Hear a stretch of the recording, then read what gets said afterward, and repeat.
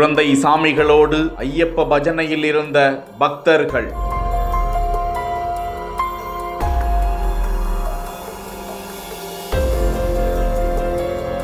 சீறி கொண்டு வந்த கொடிய விலங்கு. ஐயப்பா சரணம் என்றதும் வந்த வழியே சென்ற மிகப்பெரிய சந்து.